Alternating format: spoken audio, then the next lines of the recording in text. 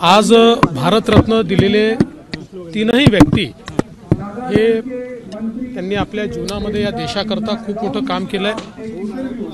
P V. Narasimha Rao साहेब असतील, चौधरी चरणसिंगजी असतील किंवा स्वामीनाथन असतील, यांचं देशाच्या विकासातलं योगदान हे प्रचंड मोठं आहे। अगदी स्वातंत्र्य संग्रामापासनं तर देशाच्या पंतप्रधान पदापर्यंत हा जो काही प्रवास आहे हा देखील अतिशय प्रेरणादायी आहे। विशेषतः चौधरी चरणसिंगजी असतील किंवा स्वामीनाथनजी असतील, यांनी शेतकऱ्यांकरता जे केलेलं काम आहे हे मला असं वाटतं खूप महत्त्वाचं आहे। त्यामुळे मला अतिशय आनंद आहे की अशा या भारतातल्या अत्यंत महत्त्वाच्या लोकांना भारतरत्न मिळालेला आहे। सर, एका वादग्रस्त ट्विटमुळे निर्भय बनो जी सभा होती ती वाघळींची सभा उधळून लावण्याचा प्रयत्न भाजपने केला आणि गाडीवर हल्ला झाला असा भाजप कार्यकर्त्यांनी हल्ला केला असा दावा केला जातोय सर पुण्यात।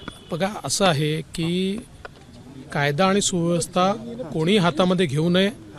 ती कोणी, भाजपचा असो कोणी असो, कोणी हातात घेतली तरी आम्ही त्याच्यावर कारवाई करूच, पण त्याच वेळी लोकांच्या भावना भडकतील अशा प्रकारची वक्तव्य करणं, देशाच्या सर्वोच्च नेत्यांना अतिशय खालच्या स्तरावर जाऊन बोलणं हे देखील अत्यंत चुकीचं आहे।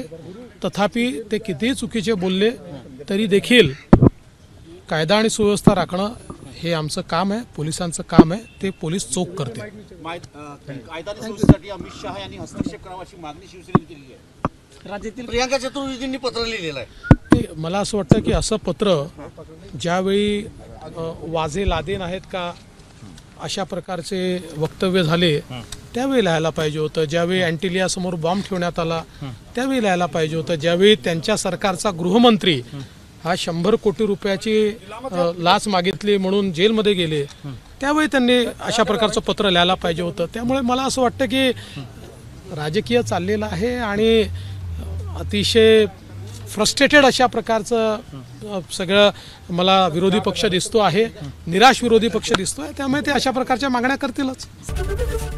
एबीपी माझा, उघडा डोळे बघा नीट।